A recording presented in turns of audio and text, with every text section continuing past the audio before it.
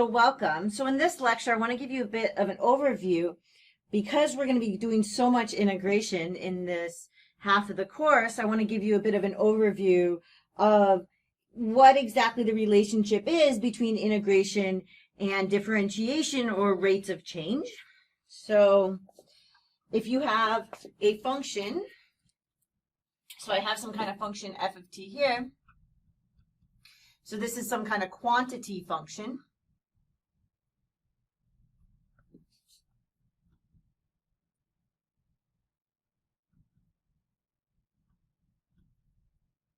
Right?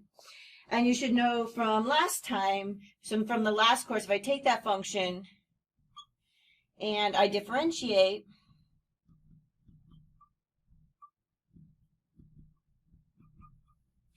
I end up getting a rate function. So I end up getting this as a derivative.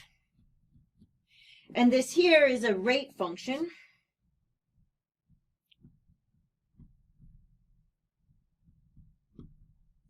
In particular, it's the rate of change of f of t with respect to time, or whatever you're changing with respect to.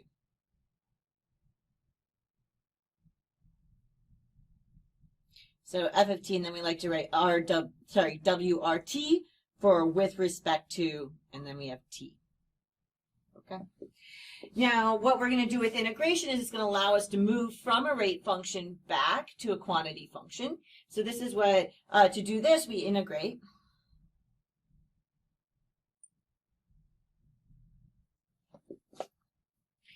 And our favorite example from physics to keep in mind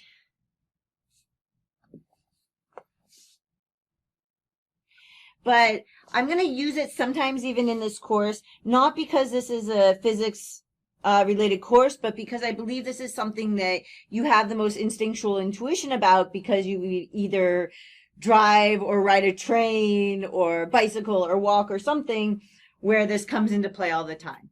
Okay, so this could be an example to always keep in mind.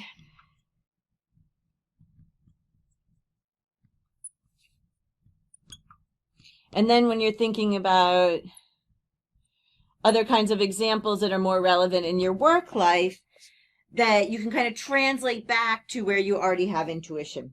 Okay? So if I have P of t equals, so this is my position at time t.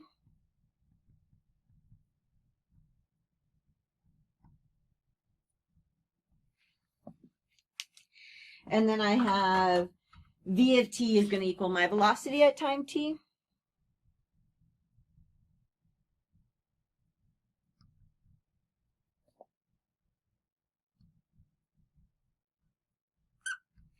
And then I have,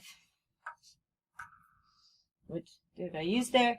And then I have my a of t equals my acceleration at time t. So these are all functions of t, in particular time, so they're functions of the same variable. That's important. Okay. Then how do I move between them? I have, so if I have P of t over here, and then I have, so you're going to have P of t and V of t and A of t. And this is where this is going to get, I'm going to blow your mind a little, or at least this gets, it tests your keeping straight what's going on. Because if I want to go from position to the rate of change of position, which is velocity, I want to differentiate. But here's where it gets a little funny, which is I differentiate to go there. Then I consider V of t to be my quantity, and I want to know the rate of change of my velocity. To find the rate of change of my velocity, I want to go ahead and differentiate again in order to get the acceleration. So acceleration is really the rate of change of velocity, and that's totally okay.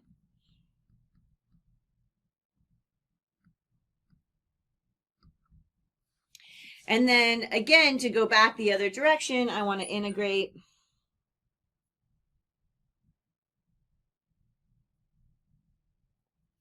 and integrate.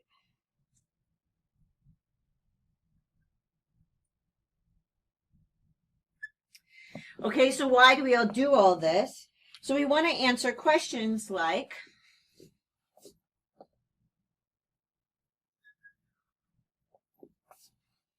so our goal is to answer questions like,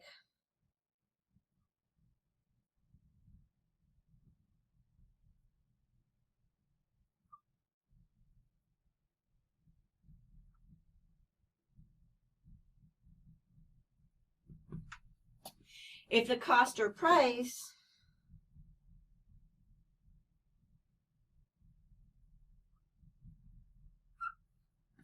is changing at a non-fixed rate,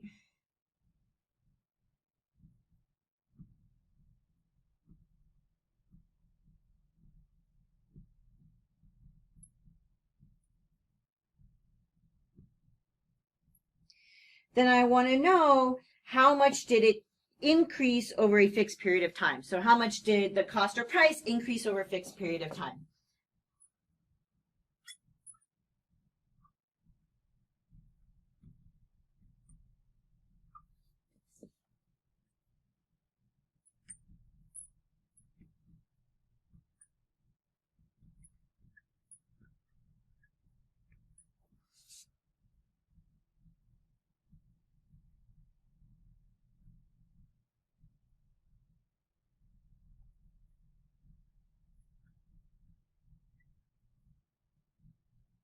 Okay. So this is kind of like in a circumstance, you might have that your velocity isn't constant. This is a very normal circumstance to deal with. You speed up, you slow down, and so on. But over a period of time, you still may want to know how far you traveled. And the same thing can happen with a cost or price, right? Its rate of change isn't necessarily the same at every given moment of time. And so you might have a function that tells you how it's changing. And then you might want to be able to get back over a period of time, how much did it increase? Did the price go up by $3 or down by 25 cents? So that's kind of the overall picture. I like to, at the beginning of a calculus course, kind of or at least in the integration portion of a calculus course, to kind of diagram this out so that you can keep these pictures in your mind as you get a little bit of lost as to what's going on as we work on word problems and so on.